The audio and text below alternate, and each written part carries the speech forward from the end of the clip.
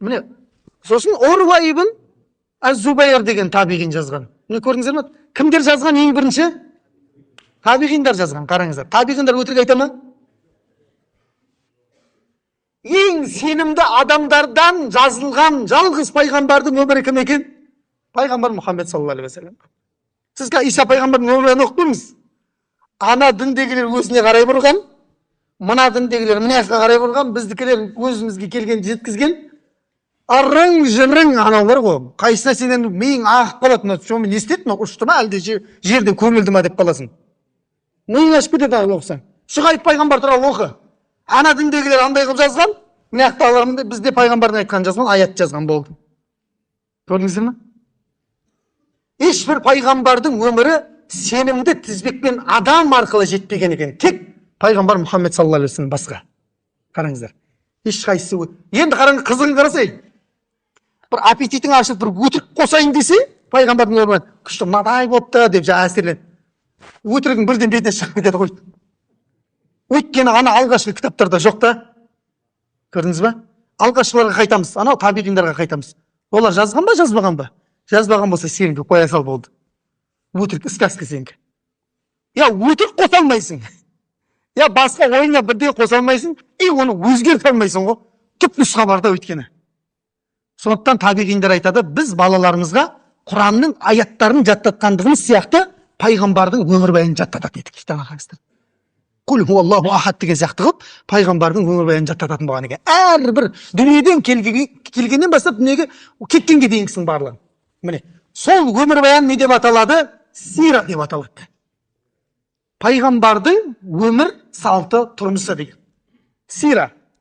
Алла тағала жалғыз пайғамбардың ғұмырымен ант ішкен Құран кәрімде. Ла амрука иннахум лафи сакратихим яъмахун. Мұхаммед, сенің өміріңмен ант етек деген ғой Алла. Ешбір пайғамбарға айтпаған екен Алла тағала. Ей Мұхаммед, сенің ғана өміріңмен ант етеміз деген екен. Ана қараңыз. Өмір деген не ол десек, өмір деген сенің дүниеге келген шырылдап түскеннен бастап жер қойнауына қойылғанға дейінгі 63 жыл бұл не деп аталады? Өмір деп аталады. Оның ішінде күндер бар, түндер бар, жорықтар бар, отбасылық мәселелер бар, достардың мәселесі бар. Барлығы қамтылған өмір сира деп аталады екен. Міне Раббымыз Алла, Мұхаммед, сенің өміріңе ант етеміз біз дейді. Яғни қанша жылға ант етем дейді? 63 жылға ант етем дейді Алла тағала. Сенің ешбір күнің де, түнің де не емес дейді. Жай түндер мен жай күндер емес, біздің қазіргі түндер сияқты дейді. Әр түні мен күніне берекелі. Ол таяқ жеген болса да, қаны төгілген болса да, ол пайғамбардың ғұмырымен, өмірімен, әр сәтімен ант шығып қойған Алла тағала. Ал не дейді? Иннахум лафи сакратихим яъмахун. Алайда олар дейді, нәпсі құмарлыққа бой алдырып дейді. Мас болып, мәңгіріп жүр дейді, саған ілесудің орнына дейді. Бізді айтып жатыр ғой. Міне, саған ант ішкен, саған ант етіп жатырмын. Енді олар саған ермей жатыр ғой деп жатыр. Барлығы мас болып мәңгіріп, әркім өзінің кайфымен жүріп жатыр ғой деп жатыр. Көрдіңіз бе? Ал егер саған ерсе ше, бақыттың базарында тағы не ар жағы бірдеңе деп айтады ма? Алланың назарында, жағы. Жүреледі ғой деп жатыр ғой Алла тағала. Көрдіңіз бе? Міне бұл біріншісі. Пайғамбарымыздың өмірбаянының басқа пайғамбарлардан ерекшелігін көрдіңіздер ғой. Біріншісі не екен демек? Сенімді тізбек. Қандай өтірік қоса алмайсың да, алып тастай алмайсың да. Түп нұсқа бар, оригинал. Ол басқа пайғамбарларда жоқ. Екіншісін қараңыздар. Біздің пайғамбардың басқа пайғамбарлардан ерекшелігі, өмірінің ерекшелігі. Әр оқиға өз кезеңінде баяндалған ғой. Мысалға, пайғамбарымыз дүниеге келмей тұрып, дүниеде не болды? Піл оқиғасы болды. Дұрыс па? Дүниеге келген күні не болды? Ана парсының оты сөнді. Бағаналары құлады. 14 терезе кетті. Көлі тартылды парсылардың. Құрит деген не ғой? Белгі ғой. Пұтпарастар ғой өткен. Отпарастар, пұтпарастардың заманы. Ол ма? Амина анамыздың құрсағынан нұр шықты ғой. Көрдіңіз. Нұр шықты. Дұрыс айтады. Шам жерін қарап не істеді? Нұрландырды дейді. Шам жерін білесіздер қай жерлерге не? Қазіргі сол жағы үлкен нелер болып жатқан жерлер. Шам жерлерін барып нұрландырды дейді. Және босандырып жатқан әйелдер айтады. Босандырып жатқан әйелдер айтады. Ана неге барғандар, умраға барған кісілер біледі, қажылыққа барған кісілер. Пайғамбарымыз саллаллаху алейхи вассалам қазіргі дүниеге келген үйі кітапхана болып тұр, сап-сары зданиені. Сол жер Абу Талиптің шаңырағы, пайғамбарымыздың дүниеге келген жері сол жер. Дүниеге келген кезде пайғамбар саллаллаху алейхи вассаламның ана босандырып жатқан әйелдер айтады. Бүкіл дүние аспанының жұлдыздары біздің шатырдың үстіне келіп жымыңдап тұрды дейді. Кім келіп жатыр, біз де көргіміз келіп жатыр дейді. Бұл хабарлар сенімді хабарлар. Бүкіл дүниенің жұлдыздары біздің үстімізде төніп келіп тұр дейді. Кім дүниеге келіп жатыр дегендей дейді. Біз өзіміз шошып кеттік дейді, олар айтады. Содан бастап біз білдік дейді, бұл адамның тегін адам емес екендігін дейді. Көрдіңіздер ме? Келді анау сүт анасы алып кетті ғой жаңа. Халима Саадия деген. Өмір бақи жаңағы қиыншылықтан басын алмай келе жатқан не болып кетті аяқ астынан? 4 жыл дүниенің жәннатында өмір кештік деген ғой.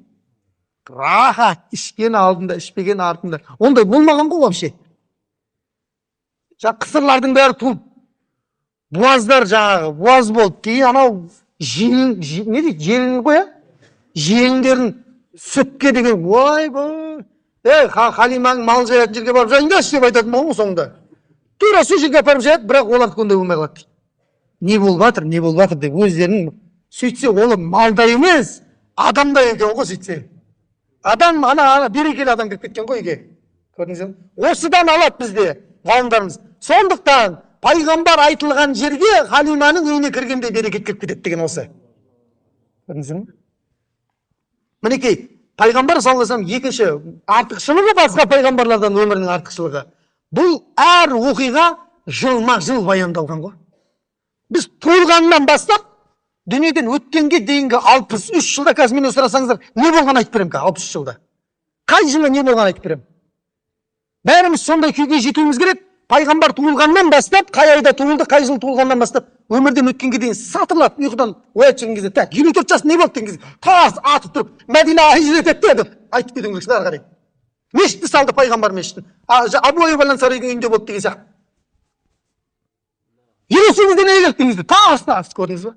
Осылай жаттауымыз керек екен. Пайғамбар өмірбаяны саллаллаху алейхи вассалам. Өзі жалғыз-ақ үйір сондай өмірі анық бүйтіп жазылған 60 жыл.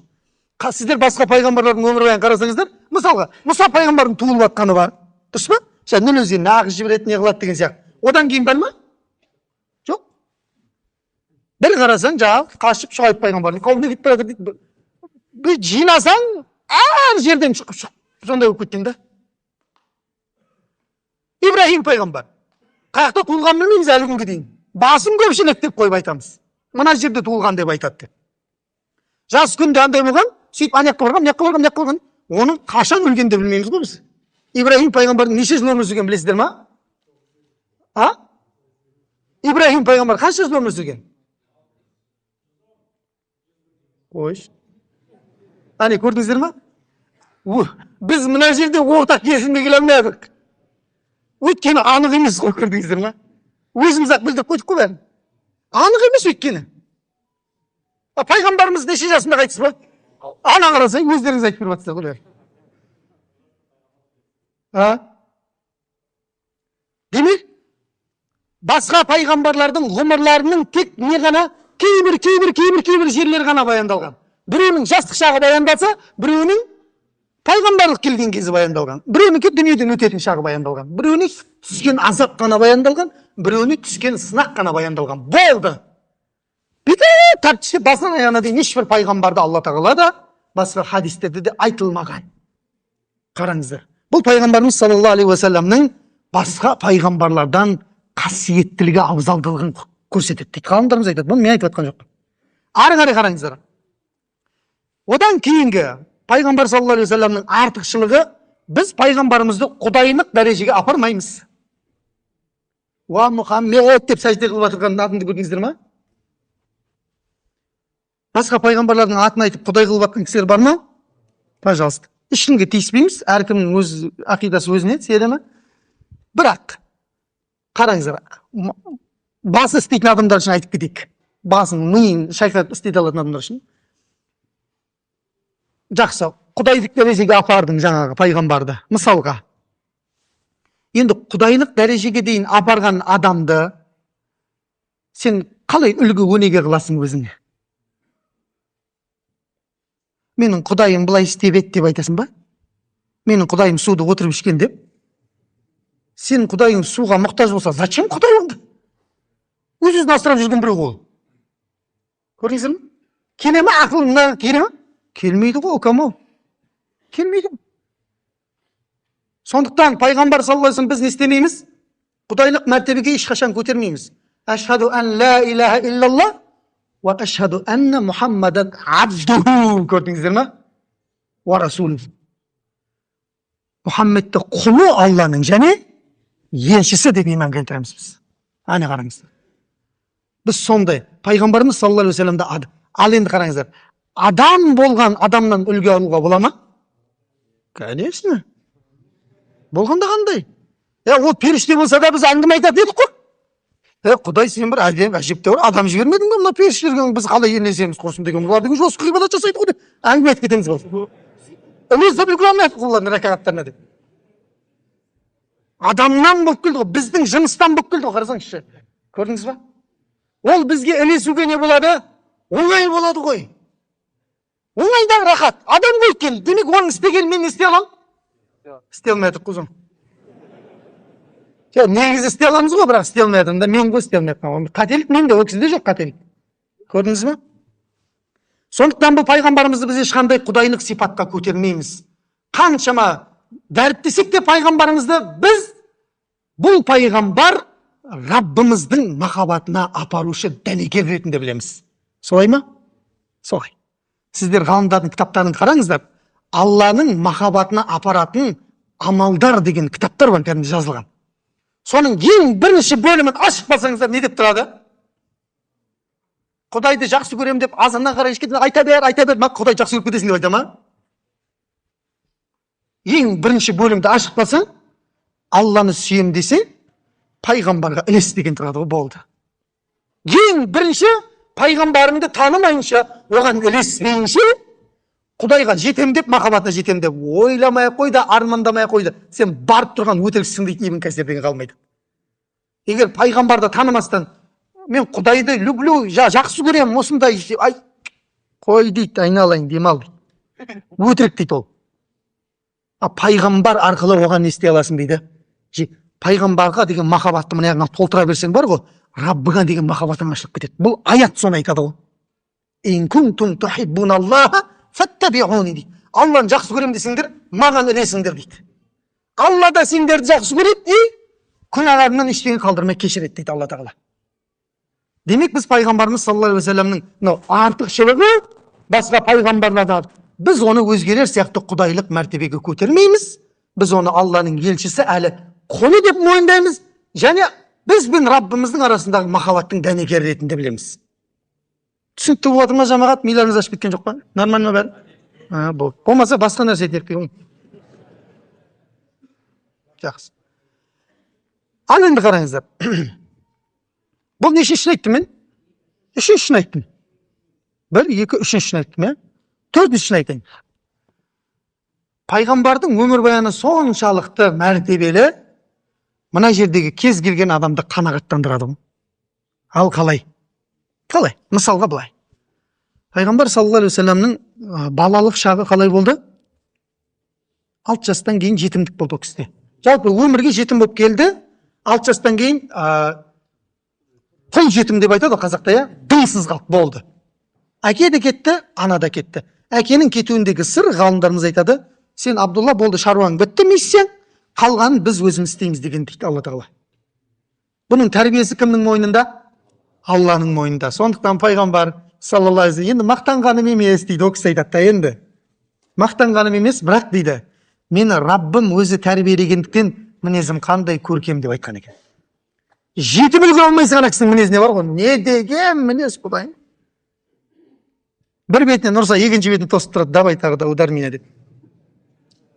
Бір бетіңнен ұрсын, сол жерде мельницаға тығып бүктеп, кейін ана бетіне тартып тезін. Не деп айтады? Удушающий дей ма? Ойба. Мысалға дегенім ғой. Сондай мінездің шыңын өз айтты, мен жіберілудегі мақсатым деді, көркем мінезді кемеліне жеткізу үшін жіберілдім деді. Бар, қоғамда мінез бар, әдем мінезді адамдар бар. Бірақ енді солардың барлығын бір жерге топтастырып, жинау үшін келген кісімін деді пайғамбар саллаллаху алейхи вассалам. Қараңыздар, мақсатын қараңыз. Енді біз қазіргі мұсылмандар, әркім өзін жақсы біледі ғой. Мінез бар ма, көркем мінез? Бар ма? Що, дұрыс ғой, бар шығар, бар деп айтсаңыздаршы, бар ғой. Иә, бар десе бар дейді ғой. Ойнап айтам, жоқ қой кейбірімізде. Жоқ қой кейбірімізде, дұрыс па? Неге жоқ екен айтайын ба? Неге жоқ білесіздер ма оны? Қарасаңызшы, ағам айтты ғой. Пайғамбарыңды дұрыс танымайсың дейді. Пайғамбарды егер точно білсең, өмірде қалай, қай жерде қандай ситуациядан қалай шыққандығын, онда сен кемел көркем мінез иесі болар едің. Әттеген-ай. Айналып келіп қақа бара береді. Бара береді ғой пайғамбарға саллаллаху алейхи вассалам. Сондықтан көркем мінезді кемеліне жеткізу үшін бізге тағы да пайғамбардың жәрдемі керек болады екен. Ол жәрдем бізге кітаптар арқылы, оны тану арқылы, тыңдау арқылы, білу арқылы және көп салауат айту арқылы келеді екен. Пайғамбарымызға көп салауат айтты. Кеше ана имам Суюти деген, имам Жалалуддин ас-Суюти деген ғалым бар да. Сонымен Дастан Абылай деген ұстаздарға жазып жатырмын да, мына Жұмадүл келесі ай бізде Жұмадүл Уля деген ай күнтізбесі бойынша. Қазір біз Раби ас-Сани деген айда тұрмыз. Өткен ай Раби ал-Аувал айы. Сол Жұмадүл Уля айында қандай тарихи оқиғалар болды деп іздеп жатсақ, имам Жалалуддин ас-Суюти деген ғалым қайтыс болған ай екен сол ай. Қараңыздар. Имам Жалалуддин ас-Суюти 600-ге жуық кітап жазған екен. Енді сол жазған кітабын қайтадан өз оқитын болса, оған өмір жетпей қалады дейді кісі. Қалай берекет берген дейсіз. Енді әркім әртүрлі іздеп жатыр ғой енді. Сөйтсе ол кісіге пайғамбар саллаллаху алейхи вассалам түсіне келіп, ей, хадисшілердің ғалымы, шейхі деп айтып кеткен екен да. Ол қалай жетті десек, ол кісі бір күнде 50.000 салауат айтпай, вообще тірлік істемейді екен. 50.000 салауат, 600 кітап, 40 жыл Ніл өзенінің жағасында тұрып, Нілге бір барып шомылып келуге қол тимеген дейді. Қандай адамдар? 50.000 салауат дейді. Гән қара жерге кіріп кетесіз дайсың ғой. 50.000 түгіл, 50 салауатсыз күндеріміз кетіп қалып жатыр ғой. 50 салауат айтпай кетіп қалып жатыр. Рас айтып жатырмын. Содан кейін қақтан келеді ол махаббат. Көрдіңіздер ма? Сондықтан мінекей пайғамбардың өмірі адамдардың өмірінің барлық кезеңіне жауап береді. Бұл нешінші дедім жаңа? 4-ші. Жастық, балалық шағы керек пе? Пожалуйста, қара. Балалық шағы бар. Тіпті балалық шағында ауыр күн туралы айтылады сира кітаптарында. Әлі жазылған жоқ қазақ тілінде, енді жазылып бітіп жатыр ол кітап. Сол бір кітапта айтады.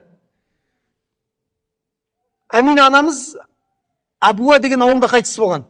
Мәдина мен Меккенің ортасында. Әлі күнге дейін қабірі бар Амина анамыздың. Сол жерде дүниеден өтейін деп жатқан кезде Амина анамыздың айтқан сөзі бар екен. Не деп айтқан білесіздер ме? Естігесіздер ме оны? Сенсация ғой. Үштөбеде болып жатыр сенсация. Эксклюзив. Біліп алыңыздар, түйіп алыңыздар иншалла. Бұл риуаят кәдімгідей сира кітаптарында келген хабар. Қасында қызметшілерінен жеткен Амина анамыздың. Умму Айман Барака деген әйелді білесіздер ғой? Пайғамбарымыз саллаллаху алейхи вассаламның дүниеге келмей тұрып қасында болған, дүниеден өткеннен кейін жер бетінде қалып қойған жалғыз пир адам. Әкесі Абдулладан қалған қызметші. Қараңыздар, жалғыз пир адам, пайғамбар дүниеге келмей тұрып өмірде болған, пайғамбар дүниеден өтіп кеткеннен кейін де одан артық біреу тани ма пайғамбарды? Тіпті кезден артын жуып тазалап қараған сол кісі, Умму Айман деген. Сол кісі болған жағы сөзді айтып жатқан кезде Амина анамыз баласының қолынан ұстап балам деп айтқан екен. Балам, әрбір жас қартаяды деген екен. Әрбір өмірге келуші өмірден қайтадан кетеді деген. Әрбір жаңа тозады деген.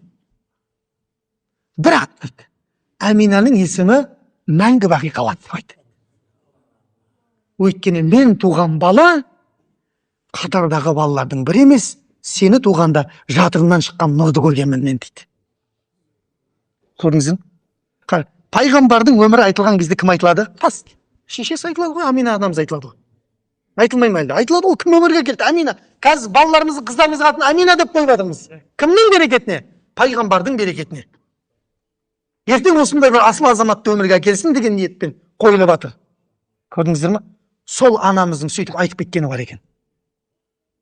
Кетті ма жастық шағы? Одан кейін кезең келді. Қандай кезең? Бозбала кезеңі. Я, бізде бозбала деп айтады. Жасөспірім деп айтады немесе. Сол кезде пайғамбар саллаллаху алейхи ва саллям не істеді? Абу Талиптің үйінде жатып, потолокқа түкіріп, Абу Талип кешке тамақ алып келе салшы, құрсын қарнымыз ашып өлейін деп жатыр. Холодильникте дым жоқ деген. Жатты ма сөйтіп? Қара бақыр бар ғой, бақыр деген түсініп жатсыздар ғой, қазақ тілін білесіздер ғой, мамандарсыздар ғой. Қара бақыр қиыршыққа мал бағатын болған. Меккенің аптап ыстығында, сіздер Меккеде мына жаздың күні болған кісілер біледі. Болмағандар қыста көбісі бізде декабрьде барады ғой. Сезон жаңағы күн салқындайды. Жазда барсаңдаршы көрсеңдер қалай болады. Көрдіңіздер ме? Аспаннан ыстық ұрады да 25 градус. И аспандағы ыстық жерге тепеді ғой. Неге? Тауға? Таудан 35 градус ұрады ғой. 35 пен 90 градустың ортасында тіліп жүре бересің былай. Тас сой ол жер, тас. Тастан ұрған кезде бар ма ыстық? Сезесің, жерден саған леп келіп тұрады, астыңнан ыстық жел ұрып тұрады күшті. Дұрыс соны пайғамбар сезімді қоған. Сен кімнен артықсың? Сонда қараңыздар, сондай ыстықта қой бағып жүр ғой жаңағы кісі. Оған негізінде оған, ол аманат етілген адам үйде жатса болады. Өйткені атасы аманат еткен, Абу Талиб, басыңмен жауап бересің деген. Мұхаммедке басыңмен жауап бересің. Бірақ, ата айтты ғой саған, Абу Талиб, давай, ничего не знаю. Кешке өзің дайын болсын. Айтшы, өзің бірдегі ғой. Қарны ашып қоймасын кешке. Деп жатпаған ғой деймін да. Ана жаңағы неге барып Қарабақыр тиынға тәпішкелер тілініп кеткенге дейін қой бағатын болған. Сөйтіп өзі айтады дейді, Алла тағала бірде-бір пайғамбарды жібермеген қой бақпаған дейді. Баланы қой бағуға, мал бағуға кішкентай арасында бір неғып тұру керек. Ағайындар қалада тұрып жатырық қой көбіміз. Ауылдағы әжеге, апаға арасында жазда бір каникулда жіберіп қойыңыздар. Ол жақтың да бір дәмін сезсін. Городской парень деп қойып жүрмесін ертең. Тырнақтарын бояп, каблук киіп алып біреулер ұқсап. Көрдіңіздер ме? Ан жақты да бір көріп келсін бар. Бұл солай. Ата әже деген күшті ғой ол. Дұрыс па? Ауыл вообще күшті ғой. Ауыл болып кеше рахаттан күйіп отырмын өзім мысалға. Шұбач, ау деп. Сондай сияқты мінекей, жаңа пайғамбар саллаллаху алейхи ва саллям кішкентай ақшаға қой бағатын болған. Яғни ол деген сөз сіздерге, яғни жасөспірім кездегі адамдарға пайғамбардың насихаты не ол? Отбасыңа аз да болса кішкентай көмектесті. Жатып ішер жалқау болма деп жатыр пайғамбар саллаллаху алейхи ва саллям. Көрдіңіздер ме? Қазіргі TikTok-тың ми айналып қалғандар, Free Fire, PUBG, PlayStation-ға ми айналып қалғандарға өте жақсы насихат пайғамбар саллаллаху алейхи ва саллям. Азаннан қара кешке дейін еще интернетке ақшаны папасынан сұрап алады. Ұялмайды. Папа мегабайт метіп қалды дейді. Не істеп жатсың десе, қол тимей жатыр дейді. Қанша шаруа, ой тұрмай, атып жатыр адамдар, PUBG болып жатыр. Өмірің TikTok телефонның астында, PUBG-дің астында, PlayStation-ның астында өтіп кетіп жатыр ғой. Кішкентай әкем дүниеге келді, шешем дүниеге келді, кішкентай мен қызмет жасайын. Мекта мобилография деген мамандық бар екен. Кішкентай бүйтіп түсірсең 2000-5000 теңге береді екен деген сияқты. Неге әрекет жасамасқа? Неге соны жасамасқа? Жасау керек соны деп. Дұрыс па? Келеді ғой қолдан.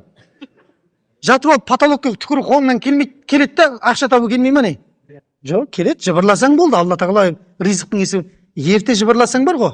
Ерте есейіп, ерте табысты боласың. Кеш жыбырласаң, қолымды мезгілінен кеш сермедім деп айбай атам құсап отырасың қарды. Ха-ха, жасымда ғылым бар деп ескермедім деп. Көрдіңіз ба? Пайдасын біле тұра тексермедім деп. Ер жеткен соң түспеді уысыма, қолымды мезгілінен кеш сермедім деп айтасыз. Көрдіңіз ба? Міне пайғамбар өнеге ма? Пожалуйста. Жастардың барлығына өнеге бола білді. Ал жас шақтан кейін қандай кезең келді? Үйленетін кез келді. Бақырларды жинап ақша қылып алдық уже. Әке шешеңе қалың малға жүк болмайсың уже сен. Дайын бәрі. Махырың чотам деп қоясың. Не сұрап жатсың махырға? Жаңа алатынбыз оны. Смело деп қойып ше. Сүмірейіп отырмайсың да қызың махыр сұрап жатқан кезде жаңа әйелің некеде. Көрдіңіз ба? Сондықтан табысты таптың, еңбектендің, сенің еңбегің. Пожалуйста, енді үйленетін уақыт келді. Үйленген кезде де кім керек болды бізге? Пайғамбар саллаллаху алейхи вассалам керек. Так, қараймыз, пайғамбар сам қандай адам таңдады? Красавица ма? Не красавица, какая разница десе?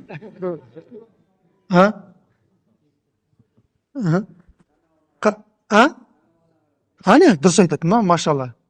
Үйленгенсің ба сен, бауырым? Жоқ, сол жолда не қылып жатсың ба, әрекет жасап жатсың ба? Абай енді тездетен жүрегін. Тойына келейік, құда қаласа. Бека, Илхам барлығымыз. Үйленетін кезде қайсысын таңда деді? Данасын деп атады, көрдіңіздер ма? Данасын. Құдайдан үмітін үзбейтін. Ана Ибрахим пайғамбар баласына әйел таңдаған кезде айтты ғой, қандай әйел еді? Шүкіршілігі бар әйел еді ғой. Үйде ештеңе жоқ, бірақ Құдайға шүкір ет жеп жатырмыз деді ғой. Алла еттеріңе берекет берсін деп еді. Дүниедегі ең көп Меккеде ет сойлатын болды ғой. Көрдіңіздер ме? Ибрахим пайғамбардың берекеті. Пайғамбарымыз деді саллаллаху алейхи вассалам, Ибрахим Исмаилдің әйелін нан бар деп те айтып жіберу керек еді ғой деп айтады дейді да. Наныңа да береке берсін дегенде Меккеде бидай өсетін деп айтқан екен. Қазір ештеңе өспейді да ол жерде. Сондай шүкіршіл үйінде бірдеңе көрген қызды ал деп жатыр ғой пайғамбардың өзі, көрдіңіздер ма? Сұлулығына бір айдан кейін уже көзі үйреніп кетеді, ол сұлу емес екенін білмей қаласың уже. Сұлуынан жылуы деп айтатын сол. Жылу бере ала ма, бере алмай ма, сол проблема осы жерде. Көрдіңіз ба? Ана ата көпті көрген біліп отыр оның бәрін. Дұрыс қой? Қараңыз. Демек, Құдайға берілгендеу, даналығы бар, сені қарап түсінетін адам не істеу керек? Ондай қыздар бар. Еш бір қазақтың қызына біз мін тағайындап жатқан жоқпыз. Әркімнің өзінің қызы өзіне алтын қылып өсіріп жатыр. Бірақ енді пенде болғаннан кейін кейбіреулері алтын қылып өсіре алмай қалады да. Өмір бақи жұмыс деп енді қызын қалай езіп кеткен білмей қалады. Я тәрбие бермеген, сосын ұясында көрмеген қыз ұшқанда не істей алмайды, іле алмайды. Мейлі әдемі шығар. Пайғамбар саллаллаху алейхи вассалам қоқысына өскен раушан гүлге құмар болма деді. Көрдіңіз ба? Әп-әдемі сұлу қыз, дым көрмеген көргенсіз арсыздық нелері бар, ондайға құмар болма деді пайғамбар саллаллаху алейхи вассалам. Мінекей өзі де сондай әйелді алды, Хадиша анамыз қандай керемет. Не дейді? Жаңағы нелерде келеді ғой. Кемел әйел деген атқа ие болған екен. Сондай кемелдігі несімен оның? Ақылымен кемел. Кеше айттық қой, қандай анау нұр тауының шыңына дейін күніне 2 мезгіл тамақтасу деген не деген әйел ол. Талай апаларды ұялтып жатыр оның іс әрекеті. Күйеуіме енді индырай бермен емес, бұлай апарып беремін тамақты деп жатыр талай апалар. Бұған дейін индырай бермен салып жүредім күйеуіме деп. Өзім апарам енді. Құрып кетсін дүние деп, күйеуім аман болсын деп жатыр.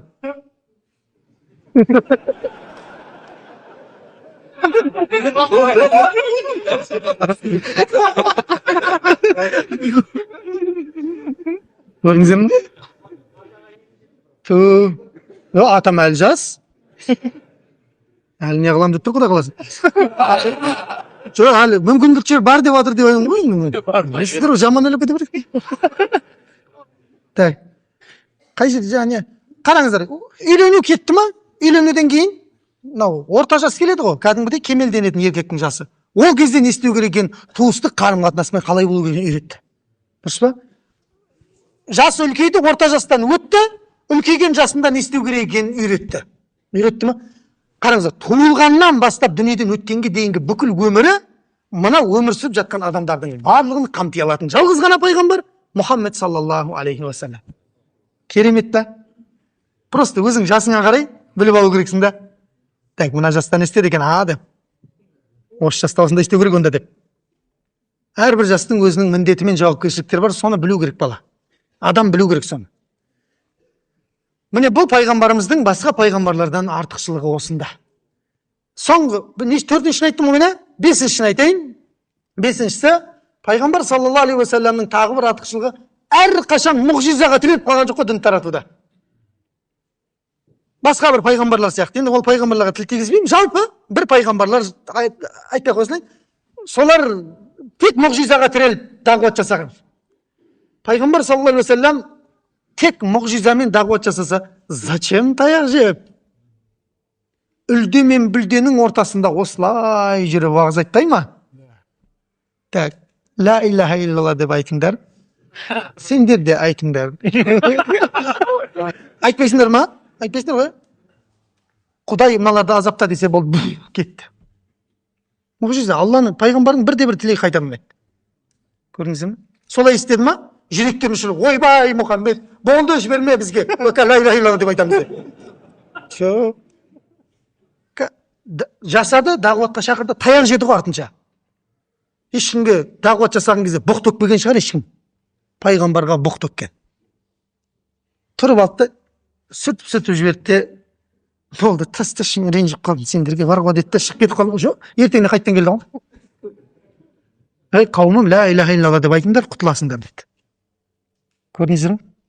Қайттан не істеді? Таяқ жеді. Қасында Абу Бәкір талып қалды вообще.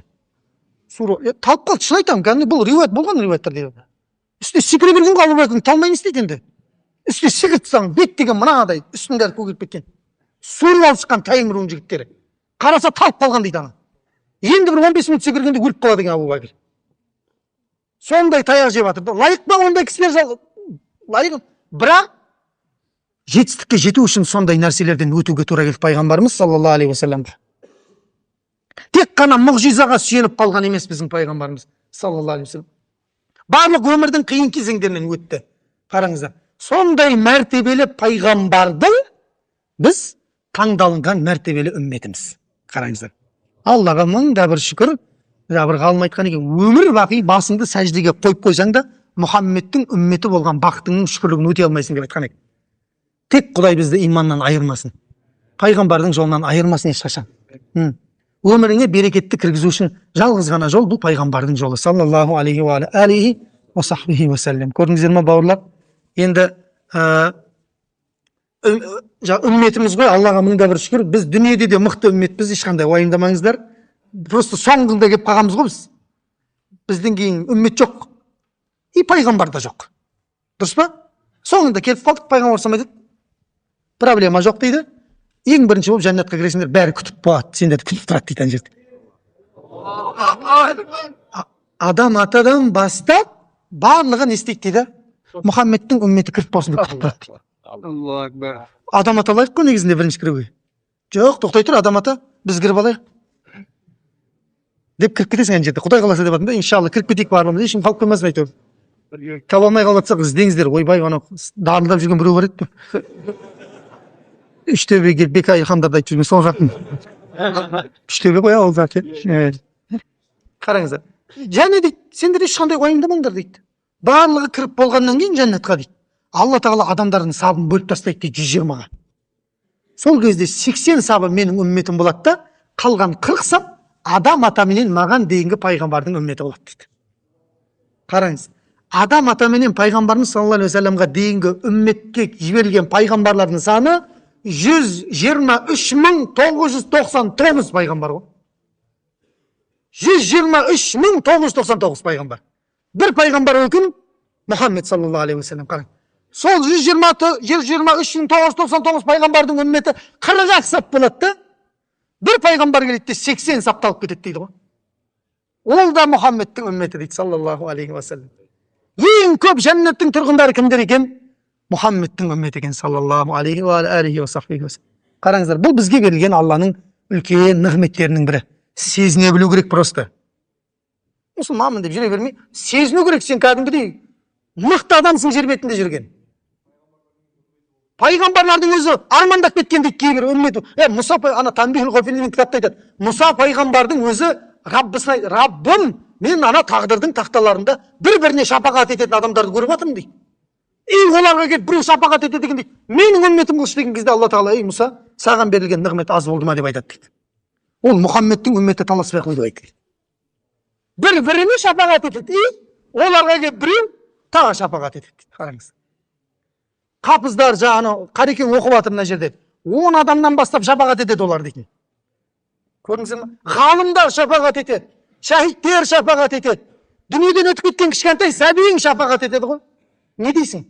Қазір жылап дүниеден өткен кезінде қиналып жатқан шығарсың. Раббым, неге алдың, я? Неге алдың деп біз әңгіме айтамыз ғой Құдайға. Өзің мықтылығыңнан туылған сияқты болып алады. Құдай бермеді, ал не істейсің ал вообще? Вообще берген жоқ ал бала. Сонда да әңгіме айтасың ба не Құдайға? Ешкімнің Құдайға әңгіме айтуға хақысы жоқ. Вообще неге алдың деп айтуға хақысы жоқ. Бүкіл нәрсе Алланың мүлкі. Мына жердегі бүкіл нәрсе Алланың мүлкі. Қалаған уақытында алады, қалаған уақытында береді. Құдайдың тірлігіне араласу сізбенен менің міндетім емес. Мынау да кімдікі? Алланікі. Қазір мен уақытша пайдаланып жатырмын бұны. Ана мініп жүрген машина ше? Кімдікі ол? Алланікі. Мен уақытша мініп жүрмін, оны пайдама жаратып жатырмын, болды. Оны тастап кетемін, оны алып кете алмаймын. Көрдіңіздер ме? Сондықтан бұл жаңа неден шығып жатыр еді?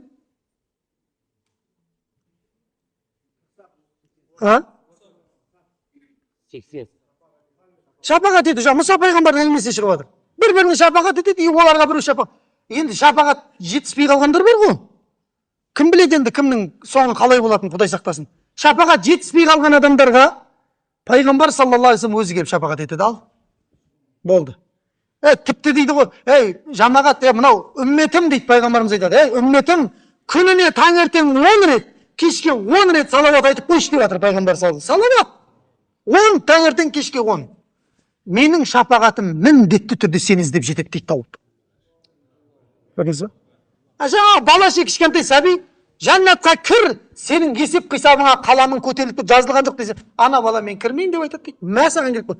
Жалғыз жаратылыс Құдайға қарсы шығатын жаңа кішкентай балдар дейді. Кір десе кірмеймін ал дейді жаңа бала. Мысалға да. Неге кірмейсің десе, әке шешем ше деп айтады дейді. Алла тағала әке шешеңді алып кіре ғой деп айтады дейді. Шапағат па шапағат? Ана бала әке шешесін алып кіреді дейді, қараңыздар. Сен дүниеде Құдайға еш әңгіме айтсадың, неге алдың, неге алдың? Сөйтсең ана жақта пайдасы тиіп жатыр ғой. Шапағатшы болып жатыр. Бір-бірімізге шапағат етеміз осылай. Сондықтан ғалымдарымыз айтады, жамағат, бір мешіттің жамағаты болуға тырысыңдар дейді. Неге? Өйткені жамағаттағы адамдар да бір-бірін іздейді дейді. Қылышбек көке қайда? Что-то көрінбейді ғой деп арамызда. Жамағат намазына келіп тұратын деп іздейді дейді. Дүниеде қалай іздейді? Дәл солай олай іздейді дейді ана жақта. Сөйтіп Қылышбек көкенің жағдайы ана жақта қиындау болып жатыр екен ғой. Кейбір намаздарында нелерінде проблема болған болуы мүмкін, басқа күнәлар болып, сол ана Қылышбек көкені суырып алып шығады дейді ана жақтан жамағат келіп. Бұл да рұқсат етілген жалғыз үммет пайғамбардың үмметі екен, Мұхаммед саллаллаху алейхи вассалам. Көрдіңіздер ме? Не то что бір-бірімізді, біз пайғамбарларды қорғап аламыз ғой, пайғамбарларды қорғап аламыз ғой. Нұх пайғамбар шақырып алады екен Құдай тағала. Нұхқа айтады дейді, Нұх, ана сен қауымға аманатты жеткіздің ба деп айтады. Ойбай, жеткіздің ба? Құдай бір білмейтін сияқты сен жеткізгеніңді. Біледі ғой. Біледі ғой. Алла өзі жіберіп тұр ғой пайғамбарды.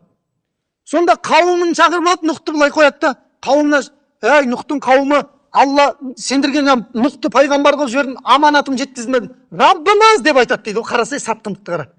Егер де ол бізге аманатыңды жеткізген болса, мына жерде тұрмайтын едік қой деп айтады дейді. Ал керек болатын болса. Именно Нұх пайғамбар шақырып алып тұрып істетіп жатқан қарасай Алла тағала. Неге? 950 жыл жер бетінде ешкім уағыз айтпаған екен. 3 жыл имам болғаннан кейін өзі батарейкамен отыра бастайды жайлап. Не бір қаны пезер адамдар бар. Тым жақсы бір жерде уағыз айтпас. Бұрын боқ, аузын жапшы дейді. Аузын жапшы бір дүниенің бәрін оқып келген ұқсап, сен өзім басында өткен айтып жатқаным ғой. Маған сөйтіп айтқанда. Аузын жапшы. Біз деген мына жерде өзіміз арасында бір көреміз. Кішкентай бір үкімет туралы айтайық. Жиналып қалды не яқсын. Құдай тамақтың бәрі өсек тамақ болып кеткен ғой бізде. Отырып алып өсекке жиналатын қауымдар. Көрдің? Ондайды қою керек. Насихат айтатын адам керек. Құдай берекетті көтеріп тастайды ол үйден. Өсек, дүние, адамдарды жамандау, бір-бірінің айыбын ашатын дастарханнан Алла берекетті көтеріп тастайды дейді ғалымдар айтады. Көрдіңіз ба? Сондықтан ол жерге жиналған кезде жаңағыдай айтылу керек қой. Айтып жатсаң жаңағыдай шоқ етіп аузын жауып тастайды ғой. Енді ол әңгіме айтайын десең, ол ақсақалда ауылда. Дүйім жұрт бар оның артында. По-любому не правсың сен. Өйткені ол ақсақал ғой. Дұрыс, ақсақал. Сізді құрметтейміз, сыйлаймыз. Құдайдың аты айтылып жатқанда, пайғамбар айтылып жатқан кезде, бірақ сіз одан биік емессіз ешқашан. Мен өзім өмір баяндайтын деп жатқан жоқпын. Мен Рысмағамбеттің баласы, осы арада 10-ші мектепте оқып жүрген кезінде деп. Өмір баянды айтып жатсам, онда бөлек әңгіме. Ана жерде не? Пайғамбар айтылып жатыр ғой. Рамазан туралы айтылып жатыр. Құдайдың шариғаты айтылып жатыр. Қою керек ондайды. Міне көрдіңіз бе? Сонда Нұх пайғамбар 950 жыл қалай? Мен миыма жетпейді ғой. Қалай жыл болып кетпегенсің деп ертең кездессем сұрайын деп тұрмын мен ол кісіден. Жаңа өзі 2-3 пайғамбар, 1-2 сахаба бар, сұрайтын нәрсем бар, мына жақта жауабын таба алмай жүрген. Ол кісілермен кездессем қоямын. Мұса пайғамбар бар, оған да сұрағым бар қоятын. 1-2 сұрағым бар. Сосын тағы 1-2 сахабалар бар. Сол Нұх пайғамбарға айтатын да, сен қалай жүрдің ей? Қалай? Біз өліп кете жатырмық мына. 3-4 жылдың ішінде ми деген атылып кете жатыр. Ана қараңыз, Нұх пайғамбарға инни дауту қауми лейлан ва нахара дейді. Раббым, мен түнде де күндіз де қауымымды шақырдым ғой дейді. Жасырын да, жария да шақырдым ғой дейді. Жеке де, көптеп те шақырдым ғой дейді қауымымды. Қарасай. Вообще методика қалдырмаған ғой. Керісінше олар не істейтін еді дейді. Яғшауна сиябахум дейді. Киімдерін бүйтіп алып, Нұх келе жатыр деген сияқты. Уағыз айтады, надоелуз. Яджалуна асабиахум фи аданихим дейді. Вастағшау сиябахум дейді. Құлақтарына қолдарын тығып алады дейді. Нұх келе жатыр, тыңдама. Семіп қаласың сөзіне, семіп қаласың дейді. Киімін жабады. Вастакбару дейді. Тәкаппарлықтың шетіне жетті ақыры дейді. Соңында Нұх пайғамбар, кім болса да ашуланады енді. Мен 950 жыл соңында айтты ғой. Ла ялидуна илля каффар. Раббым, мыналарды құртпасаң, кәпірден басқа ештеңе тумайтын олар деді ғой. Соңында топан су келді, дұрыс па? Нұх пайғамбар жұп-жұбымен барлық нәрсені алып, өзі де аман қалды. Баласы да кәпір болып кетті, әйелі де кәпір болып кетті. Енді сол пайғамбар шақырып алып тұр ғой Құдай тағала. Аманатты өтедің ба десе, өтеген жоқ деп, қауымы ше, өтеген жоқ деп. Көріп тұр ғой қақалатын. Тіл деген лапылдайтын сол ғой, көрдіңіз ба? Сол үшін Алла олардың аузына не ұрамыз біз дейді? Мөр ұрамыз дейді, печат. Ва тукаллимуна арджулухум ва айдихим бима кану яксибун дейді Ясин сүресінде Алла тағала. Олардың аяқтары менен қолдары сол кезде бізге дүниеде не істегендігі жайында айтып береді дейді. Мынаның бәрі сен кете білсің ба? Сатып кетеді мынаның бәрі ертең. Кімнен техничный пара алғаның, кімнен не воровской движение бәрі. Мынаның бәрі жауап береді ертең. Аяғыңмен қай хабардың, қай клубта не қылдың, кіммен не қылдың, бәрі. Қай жерге картасыздың, қай жерге кәленшектің, бәрі. Мынаның бәрі. Шын айтып жатырмын, мен күліп жатыр, аят осыны айтып жатыр екен. Қай жерден істегендің бәрін айтып береді ертең. Сонда Нұх, Алла тағала айтады, Нұх дейді, сен жеткіздің дейсің. Мыналар жеткізген жоқ дейді, қайсыңа сенеміз дейді ғой. Сонда Нұх пайғамбар, Раббым, куәлер шақырайық онда деп айтады дейді. Уқты, куәлер шақырайық, кім куә? Мұхаммедтің үмметін шақырып берші деп айтады дейді Алла тағала. Алла тағала шақыртады дейді ғой, талпа кетіп барады, бағана 80 сап бар ғой еще. Қырғын басы бар, шеті жоқ адам келе жатыр ана жерде. Кімге барасыңдар? Талпа неше шет деген сияқты. Нұх пайғамбарға барадық. Нұх пайғамбарға барадық қорғауға. Сонда Алла тағала айтады дейді, сендер қалай куәлікке өтесіңдер? Нұх қайда, сендер қайда? Нұх бізбен арамызда алейхиссалам бәленбай 100 ғасырлар бар. Қараңыздар. Соны сендер қаяқтан білесіңдер Нұхтың не қылған, өткен, өтпеген, аманатты өтемегендігі дегенде, ана ішімізден бір шустрый сөйлейді дейді, қайсысы екен білмедім, ол осы жерде отыр ма, әлде басқа жақта жүр ма? Біреу айтады дейді ғой ана жерде, үмметтің біреуі. Раббымыз дейді, Раббымыз өзің жіберген кітаптан білеміз ғой деп айтады дейді ана қарасай. Құранда 114 сүре бар, соның біреуі не деп аталады? Нұх деп аталады ғой, алейхиссалам. Өзің жіберген кітаптан білеміз Раббымыз деген кезде, Алла тағала өзінің кітабына өзі қарсы шыға ма? Қане куәлікке өтіңдер деген кезде, Раббымыз мынау 950 жыл уағыз айтқан деп айтады екен ғой жаңағы. Мыналар өтірікшілер деп айтады екен. Қауымындағы бәрі өтірікшілер, Нұхты жала жауып осы шығында құртайын деп жатыр. Сонда Мұхаммедтің үмметін куәлігі өтеді Құранның берекеті үшін. Қалғандары қанекей бара қойыңдар деп айтады екен. Түгел қауым қаққа қарай кетті. Сояққа қарай кетті. Айтпай ақ қояйық, атын қазір ол туралы айтсақ адамдар қорқатын болған ба бірден. Ол бар ғой, сен қорқасың ба, қорықпайсың ба, бар ғой. Айтуға қорқып қалды ғой мені. Түге қарай кетті деп айтатын болды. Сонда қараңыздар, Алла тағала осы оқиға жайында пайғамбар бұл хадис айтып жатыр мен сіздерге. Пайғамбарымыз саллаллаху алейхи хадисі, сахих хадис. Алла тағала ва кадалика жаалнакум умматан васата литакуну шухадаа алан нас. Ей Мұхаммедтің үмметі, біз сендерді ортаңғы әділетті үммет етіп жараттық дейді. Не үшін? Бүкіл адамзатқа куәлікке өтулерің үшін дейді. Өзімізше ойбай, бізге де біреу керек қой, бізді жетісіп жүрген шамалы ғой. وَكَذَلِكَ الرَّسُولُ عَلَيْكُمْ شَهِيدًا. Ал үмметі, ей Мұхаммедтің үмметі, сендерге Мұхаммедтің өзі келіп шафағат етеді деп айтты. Куәлікке өтеді. Дей келе бүгінгі Үштөбе мешітіндегі уағызымызды енді мынау қазір көп нәрсе айтылатын мына жерде. Енді Алла аузыма салып нәсіп еткен айттым сіздерге. Бізде уақыт аспанға көтерілетін уақыт кепті.